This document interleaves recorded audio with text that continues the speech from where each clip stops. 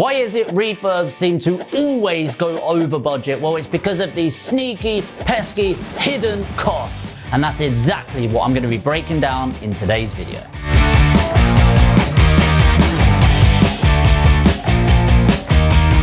The first big one is electrics. The EICR, it's the electrical certificate that is now mandatory as of April 2021, and you must get it in if you're going to tenant the property and put a new tenant in the property. The reason why this is a ball ache, and honestly, we just got smacked with one in the thousands, and it's just a really good lesson and something that we're looking to adapt moving forward for ourselves and our investors. The reason why it's so hidden is this is actually a property that is really lovely. It's one of the nicest buy-to-lets that we bought. There's nothing needed to it. Even the faces of the plugs, they're really nice. It's like they've been put new ones on. Was that deliberate? I don't know. But you can't see what's in the walls. You can't see the connections. And then after you get an EICR certificate, it starts revealing those sort of things. And if it fails, you do need to get them in. Now, the thing that you need to be really careful of is making sure that you're not getting bullshitted to. Now, I'm not saying all sparkies and electricians will do this at all, but I shifted a portfolio up in the Northeast, whatever, 25, and I had a local electrician do the EICRs on all of them. And lo and behold, almost all of them came back as a foul in the thousands each. And I thought, well, hold on a second. That just doesn't sound right to me. I got somebody that I know really well who then went up there and just went absolute rubbish, having the wall pulled out of your eyes. And it's because it's mandatory. Naturally, when you are forced to do something, there are going to be people taking advantage of that situation. Again, not everyone, and they can actually lose their certification for that. So be careful, get your EICRs. And the way that we're combating that moving forward, nothing we would have had to do before, is we're going to get the EICRs before we purchase the property. This usually wouldn't even be something we consider because you don't typically do it. Even when there are, it's remedial, usually 100, 150 quid, couple of hundred. But because we've been hit with a couple of big ones recently, it's like, okay, how do we go even further to protect ourselves in the investment? And if you know up front, you can factor that into the cost. Does the deal make sense, or do I need to renegotiate? Next is the holding cost of a property. Think about it. If you're buying, refurbishing and refinancing a property,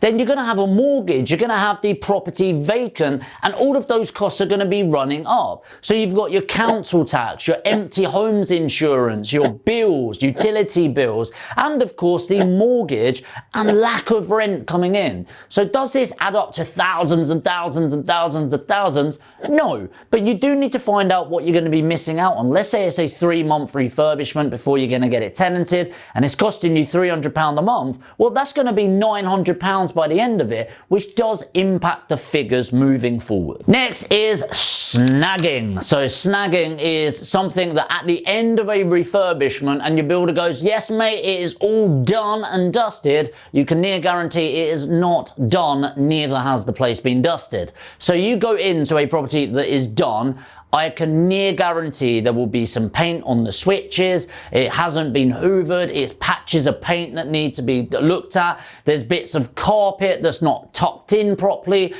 and so on and so forth. And by the way, like, I get it, I do get it, because actually everybody has different standards, but you always want to hold back. So what I end up doing usually on a build is whatever refurbishment, let's say it's a £10,000 refurbishment, I will hold back £500. It's not massive, but obviously 20,000, that's a grand, 30,000, 1,500, and so on and so forth. What it does is I'm holding that in retention, and what if I go to the property and I don't sign it off, I will say, cool, you need to come back and fix this at your cost, because it's not done to the standard that we agreed, and I'm not releasing the 5% until that's done. Being completely honest with you, it's very rare that there's any major issues, but it does add a layer of protection on my side as the investor and for my investors, and it adds in a layer of accountability for the build team that's going in there and just making sure that before they go, yeah, it's done and dusted and move on, they know that they're not getting the rest of their money, which is obviously a lot of the profit at the end of this, until the job is done properly. quick tip, do not wind people up. Don't unnecessarily hold things back. And so, for example, even if it's coming up to Christmas and I need to go the day before Christmas to sign off on it, I'm going to do that to pay people. I'm not going to go, oh, I'll have to do it in mid-Jan now because I'm busy.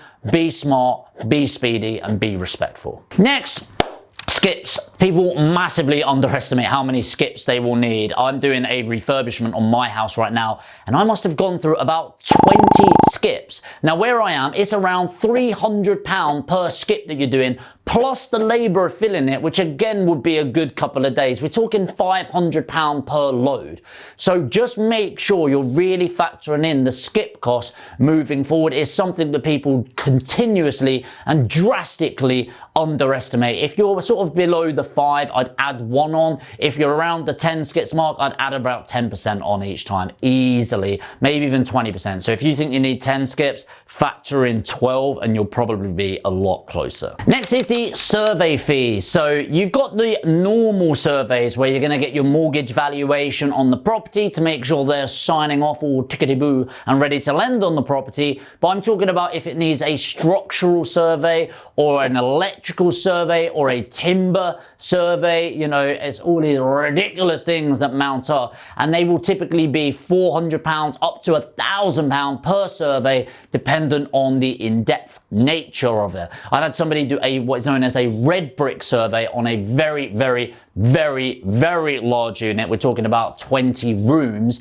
and that costs about £4,000, which on that size is absolutely fine. Just be aware of the costs. The final one that literally everyone seems to miss off is the deep clean. At the end of a refurbishment, you will need to pay for a deep clean. It usually costs about £250, which again isn't a lot of money, but if you're building a portfolio aggressively, we're looking to add another 20 next year, for example, that's £5,000.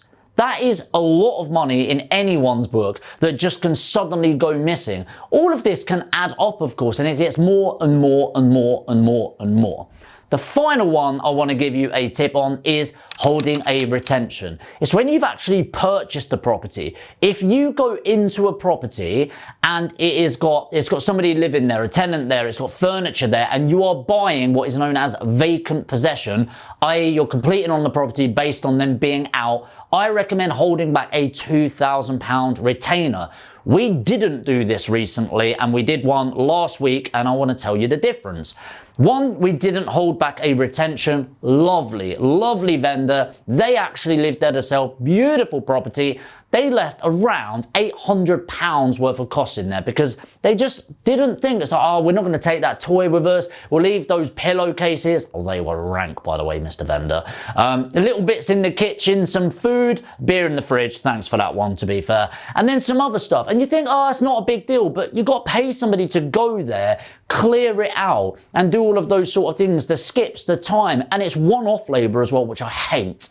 One-off labour is when the property doesn't actually need a refurb going on, it just needs somebody to go out there just for that. It ends up costing a lot more. £800, no retention held back. Fast forward to a vendor that we've just completed on a Monday this week. We exchanged on Friday, held back a £2,000 retention to complete on Monday, and because we held back that retention, the vendor goes, what's that for? It's just to make sure that you have cleared out the property and kept it in a really good condition. So what happens? The vendor has cleared it out, they've cleaned it, it's spotless, and even notice when they took their TV in the wall, there was a hole in the wall, and they got a plaster in over the weekend to plaster over it, and is apologising that it's not dried for us to paint over it.